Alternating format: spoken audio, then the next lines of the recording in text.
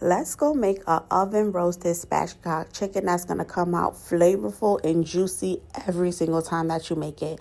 So first thing I'm going to do is go ahead and make my marinade for the chicken, which I'm going to use some grapeseed oil, which you can use for baking and high heat cooking. So I'm going to use about a half a cup of that. I'm going to go in with some parsley flakes. Now I was going for about a tablespoon of each, keyword about, because I'm not measuring anything. I'm doing it by the eye. I'm also going to use some poultry seasoning as well. Went on ahead and shake some of that off in there. And after I got my poultry seasoning, I did go ahead and add in some of that Tropical Sazon Complete. I absolutely love this seasoning as a complete seasoning. This is definitely one of my go-to seasonings. Went on ahead and added that some in there. In addition to that, I am going to go ahead and add in some onion powder. And we're going to do just about a tablespoon of that as well. Like I said, just about, because I'm not measuring anything. After I get that in there, I'm going to go ahead and add in some of this Italian seasoning that I have as well. Because I don't have any fresh herbs, I'm just using what we have on hand in the kitchen. So that is going to be in place of the fresh herbs I don't have. If you do have fresh herbs, I always recommend using them. If you don't, you can always do dried one as well. I am going to add in some paprika because paprika is going to give it color. And if you don't have paprika, you have smoked paprika, you can go ahead and use that as well. I actually like both of them. In addition to that, I'm going to add in just a little bit of this Tony's Creole seasoning as well, because this is another one of my go-to seasonings. I absolutely love this. I prefer Tony's over Slap Your Mama. And then we're going to go ahead and get some of that Harlem garlic pepper, because I love that Harlem garlic pepper. I found that in BJ's, and ever since I found it, I have been absolutely using it on almost everything that I make. So we're going to go ahead and add some of that in there as well.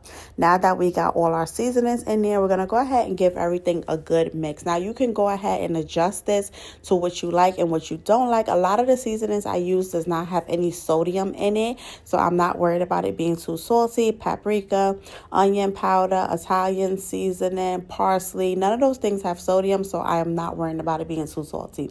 Now I'm going to go ahead and wash my chicken. I'm going to pat it dry with a paper towel. If you do not like to wash your chicken, you can go ahead and skip this part, but I'm going to go ahead and wash mine off, clean out the inside. I did spatchcock my chicken as well, and for spatchcocking it is all you're going to do is take your kitchen scissors, your knife, whatever you have, remove the backbone of the chicken, and that is all it is to spatchcock a chicken. You're also going to put your hands on top of the breastplate and push it down. After that, I did go ahead and add that marinade right on top of the chicken. Now, the longer you can let this sit here and marinate, the more flavor your chicken is going to have.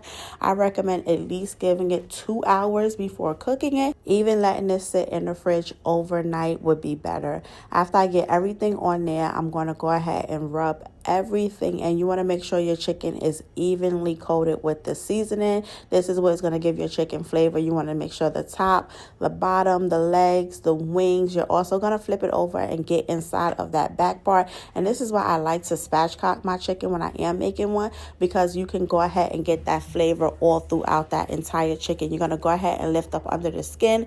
Make sure you get seasoning all throughout that chicken. You want to make sure every bit of that chicken has seasoning on it. Once you get that seasoning throughout your chicken, you're going to go ahead, put it in the fridge, put a little piece of foil over it, make sure it's covered up, and then you're going to leave it in there overnight if possible. If not possible to do overnight, I recommend at least 2 hours so everything can soak inside of the chicken, all the flavors and the seasoning that you made. When you're ready to bake your chicken, you're going to go ahead and put your oven on. I'm going to preheat mine to 450 degrees. Now, how long you cook your chicken is going to depend on how big your chicken is. Your chicken cooks at about 20 minutes per pound. So for this chicken, I'm going to go ahead and cook it for about an hour, and then I'm going to do about 30 minutes uncovered, and then my chicken will be done.